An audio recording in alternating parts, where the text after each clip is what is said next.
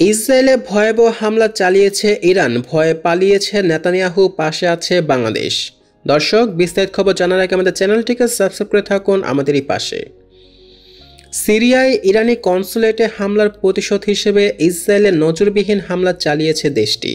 দুই দেশের মধ্যে চলমান সংঘাতের ইস্যুতে প্রতিক্রিয়া জানিয়েছে বাংলাদেশ। রোববার অর্থাৎ 14 এপ্রিল পররাষ্ট্রমন্ত্রী ডক্টর হাসান মাহমুদ যুদ্ধবিগ্রহ বন্ধে দায়িত্বশীল রাষ্ট্রগুলোকে ভূমিকা রাখার আহ্বান জানিয়েছেন।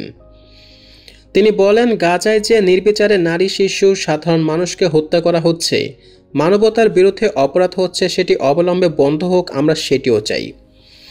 ইসরায়েল ইরান সংঘাতের প্রসঙ্গ টেনে হাসান মাহমুদ বলেন, ইসরায়েল সিরিয়ায় ইরানি দূতাবাসে আক্রমণ করার প্রেক্ষিতেই ইরান এই আক্রমণ করার সুযোগ পেয়েছে।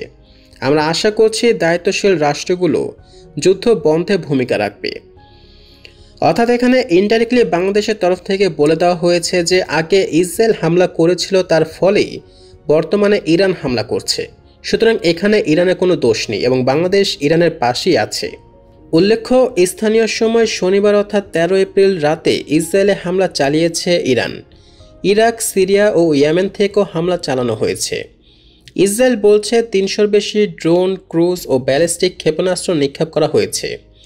রোববার ইসরায়েলের প্রতিরক্ষা বাহিনী আইডিএফ দাবি করেছে, ইসরায়েল বেশিরভাগ ক্ষেপণাস্ত্র ও ড্রোন প্রতিহত করেছে।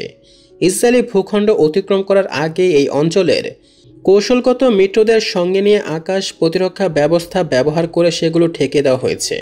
তবে ইসরায়েলের দক্ষিণাঞ্চলে একটি সামরিক ঘাঁটিতে কয়েকটি ক্ষেপণাস্ত্র ও ড্রোন আঘাত এনেছে এবং এতে সামান্য অবকাঠামোগত ক্ষতি হয়েছে তাদের। এছাড়া হামলায় একজন আহত হয়েছেন। তো যদিও এই হামলায় ইসরায়েলের অবকাঠামোগত তেমন কোনো ক্ষতি হয়নি, কিন্তু বড় অর্থনৈতিক ক্ষতির সম্মুখীন হতে হয়েছে দেশটিকে। ইরানের কয়েক ঘন্টার আক্রমণ প্রতিহত করতে ইসরায়েলের $1 বিলিয়নের বেশি মার্কিন ডলার খরচ করতে হয়েছে। ইসরায়েলের সামরিক বাহিনীর সাবেক অর্থনৈতিক উপদেষ্টা ব্রিগেডিয়ার জেনারেল রিম অ্যামিনোচ এই ধারণা দিয়েছেন।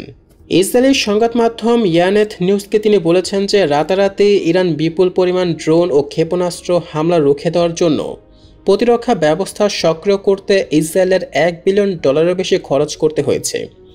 তিনি বলেন, ইসরায়েলে আক্রমণ পরিচালনার জন্য ইরান খুবই স্বল্প পরিমাণ ব্যয় করেছে। এই রাতে তাদের ব্যয় ইসরায়েলের ব্যয়ের 10%-এরও কম।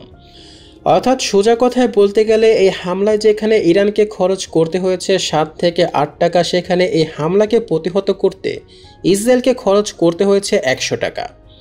মূলত ইরান যে কামিকাজি ড্রোনগুলো ব্যবহার করেছে ইসরায়েলে হামলা চালাতে, তা খুবই সস্তা। অপরদিকে ইসরায়েলের আকাশ প্রতিরক্ষা ব্যবস্থাগুলোতে ব্যবহৃত মিসাইলগুলো খুবই দামি, যার ফলেই এত পরিমাণ অর্থ খরচ করতে হয়েছে কয়েক ঘন্টার হামলাকে প্রতিহত করতে। গত 1 এপ্রিল সিরিয়ার রাজধানী দামেস্কে ইরানি কনসুলেটে ভয়াবহ ক্ষেপণাস্ত্র হামলা চালায় ইসরায়েল। এতে বিপ্লবী গার্ডের 2 কমান্ডার সহ 7 উচ্চপদস্থ কর্মকর্তা নিহত হন। সে থেকেই ইসরায়েল ও ইরানের মধ্যকার উত্তেজনা চরম পর্যায়ে উঠেছে। এরপর কনসুলেটে ইসরায়েলি হামলার উপযুক্ত জবাব দেওয়ার যে হুঁশিয়ারি ইরানের পক্ষ থেকে দেওয়া হয়েছিল, তা রোববার অর্থাৎ 14 এপ্রিল বাস্তবায়ন করে দেশটি। ইসরায়েলের ভূখণ্ড লক্ষ্য করে শতাধিক ড্রোন ও ক্ষেপণাস্ত্র নিক্ষেপ করে ইরান। এই আক্রমণে ইরান 300-রও বেশি ড্রোন ও ক্ষেপণাস্ত্র ছোড়ে। ইসরায়েল দাবি করেছে তাদের সামরিক বাহিনী ও মিত্ররা 99% ড্রোন ও ক্ষেপণাস্ত্র প্রতিহত করতে সক্ষম হয়েছে, কিন্তু কিছু ব্যালিস্টিক ক্ষেপণাস্ত্র ইসরায়েলের সামরিক ঘাঁটিতে আঘাত এনেছে। এই হামলাটা এত ভয়াবহ ছিল যে এর ভয়ে নিজে ঘর ছেড়ে পালাতে বাধ্য হয়েছে ইসরায়েলের প্রধানমন্ত্রী নেতানিয়াহু। সিরিয়ায় ইরানি দূতাবাসে ইসরায়েলি হামলার পর থেকেই তেল আবিবে তেহরানে পাল্টা হামলার বিষয়ে সতর্ক করে আসছিলেন যুক্তরাষ্ট্রের গোয়েন্দারা।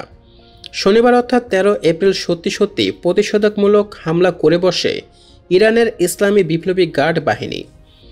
ইরানের হামলা থেকে বাঁচতে ইসরায়েলের প্রধানমন্ত্রী নেতানিয়াহু স্ত্রীকে নিয়ে মিসাইল প্রতিরোধী একটি ঘরে আশ্রয় নেন বলে জানিয়েছেন একাধিক গণমাধ্যম।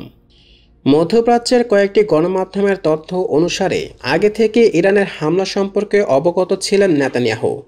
তাই ইরানের সম্ভাব্য হামলা থেকে বাঁচতে বেশ কিছুদিন ধরেই এই ভবনে অবস্থান করছেন তিনি।